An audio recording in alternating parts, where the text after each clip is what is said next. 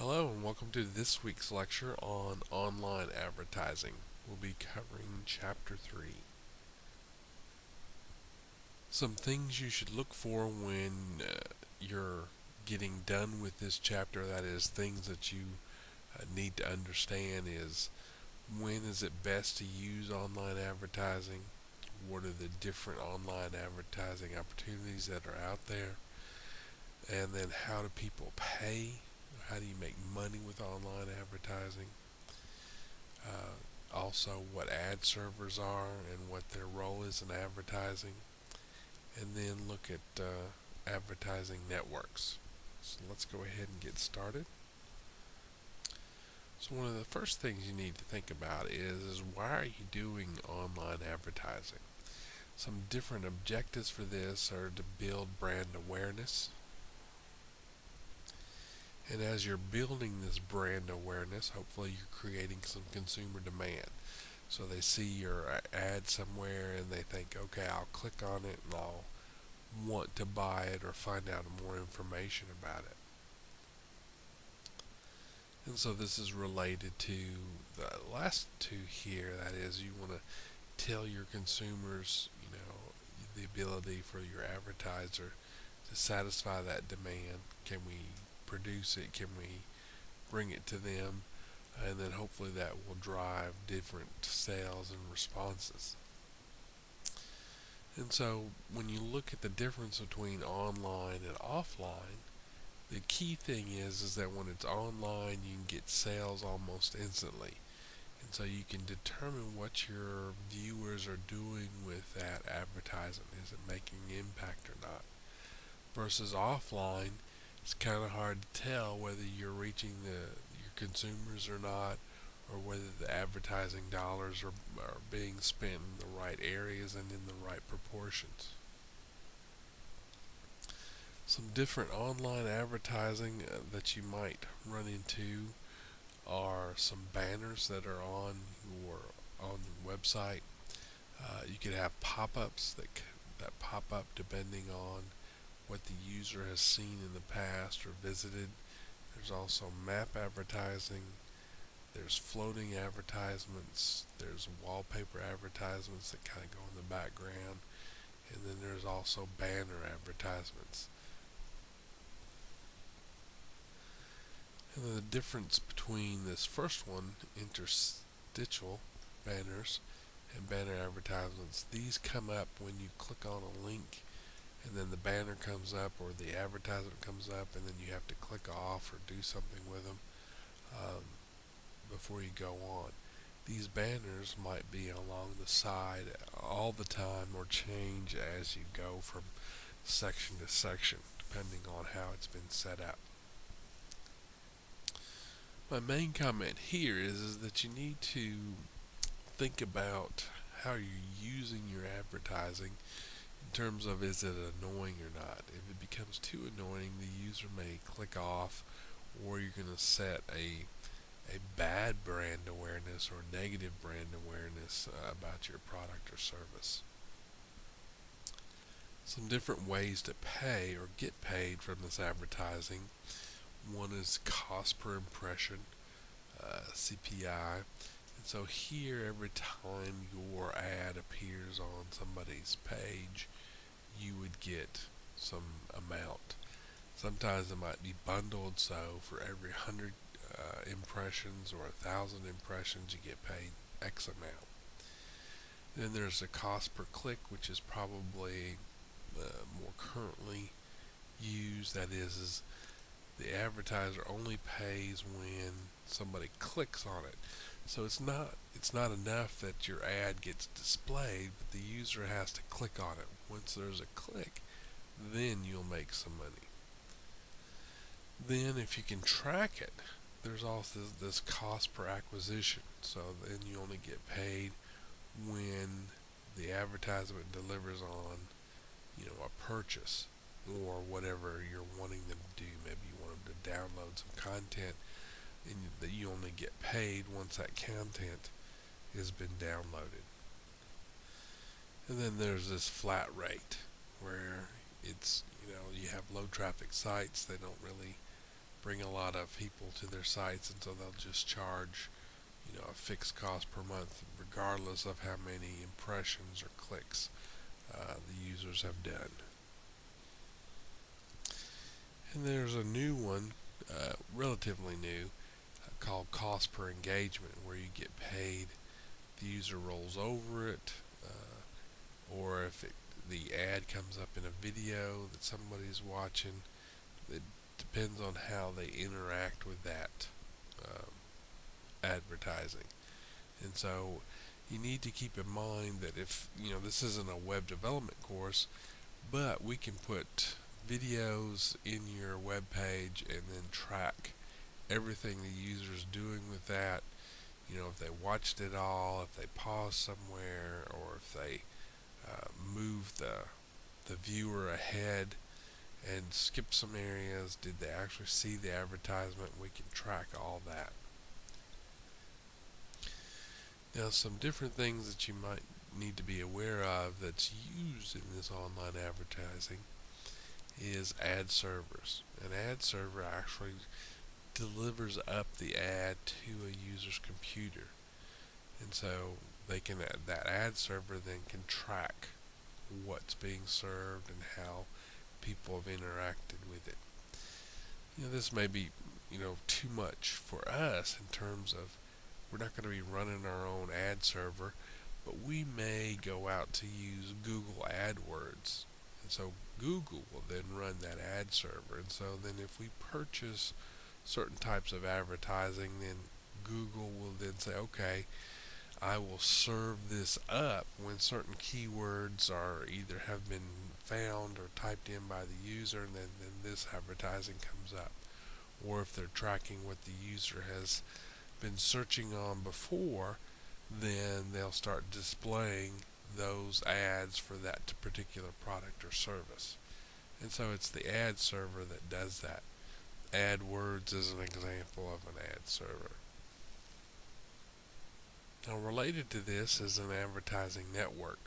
So this is just a bunch of websites in which the advertisements can be then purchased through a single sales entity. So let's say I want to have my ad displayed somewhere on different sites. I put out the ad, here's what I'm willing to pay if it gets displayed on those different sites.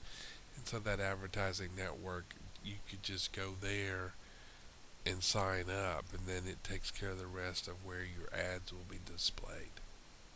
And so from there, once your ads are displayed, then it can actually track how many people are seeing it, if they're clicking on it, and then what kind of browser they're using, what kind of operating system they have. There's all kinds of information that can be gathered by using this advertising network.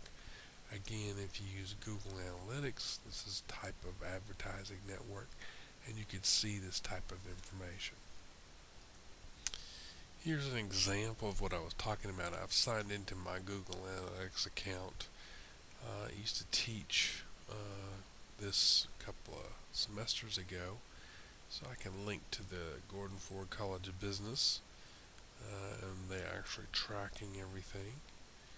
And we can scroll down and we can look at our demographics. This is what it's tracking in terms of people that have come into our website. I can see I can do geo.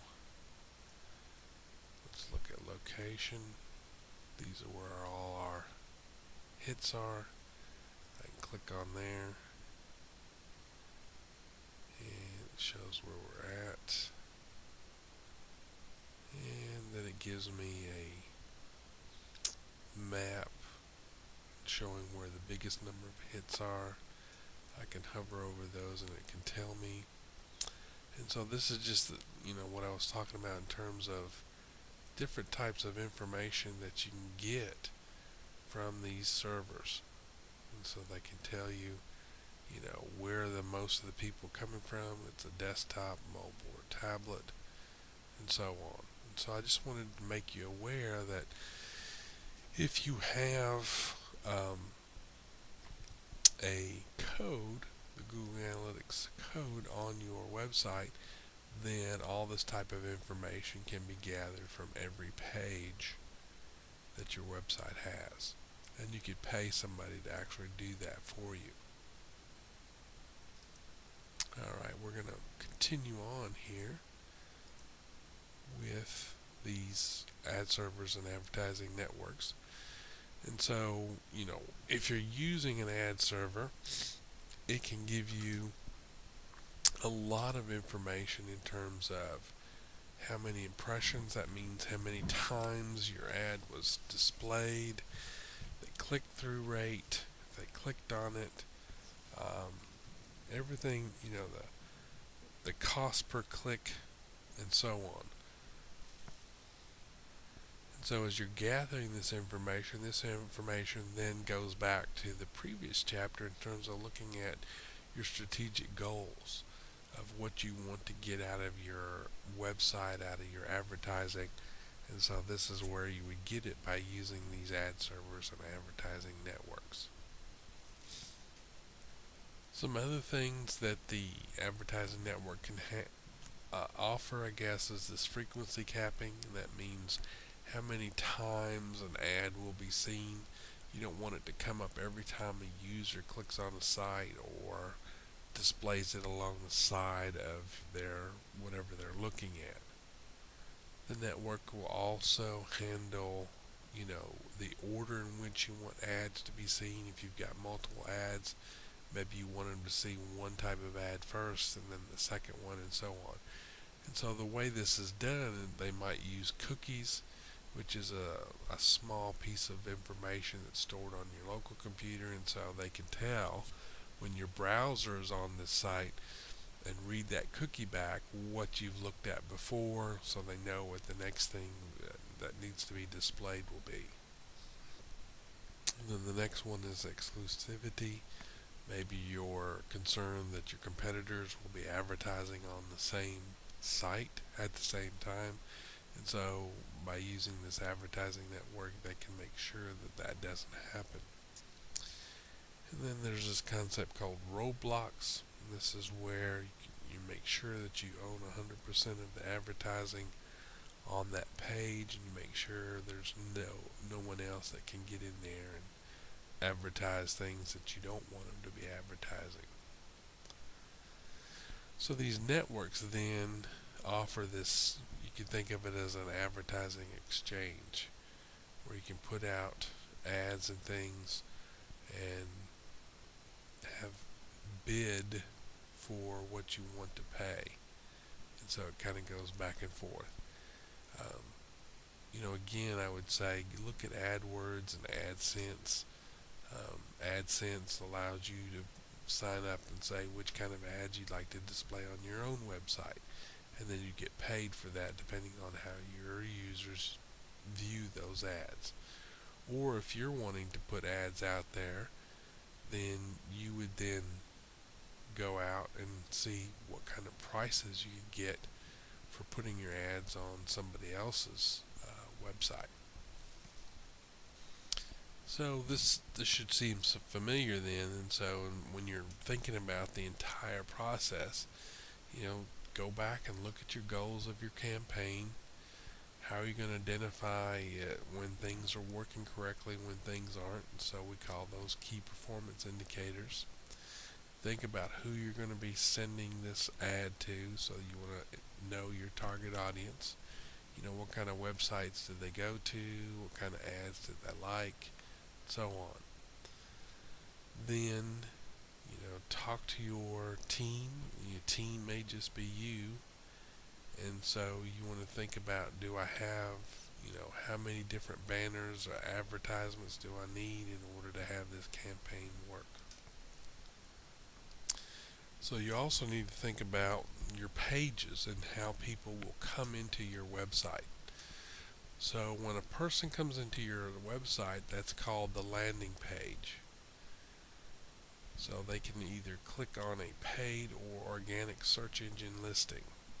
So a paid listing, which means that you pay to have your links show up at the top of, say, a Google search. versus if somebody was just doing a regular Google search and it's not in that top portion where people are paid, then that's an organic search. And then they come into your landing page. Now, the landing page may not always be the first page of your website, which is called the home page. You have to think about, if Google has gone out there and indexed your entire website, which pages do you really want users to land on first?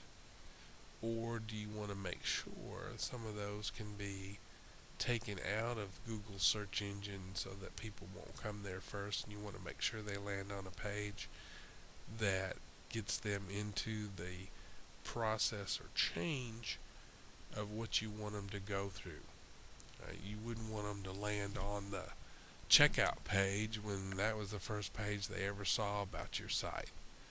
So you want to make sure they land on a page that's going to be useful and helpful to them. So some advantages then of online advertising is that you have this banner. And the banner is electronic, it's an image, and you can track it. That is, you can track the users that are seeing it, that are clicking on it, that are interacting with it. And so some things that you might find that it's useful for, that your book mentions is, travel packages, building a brand within a certain area. If you're doing a competition,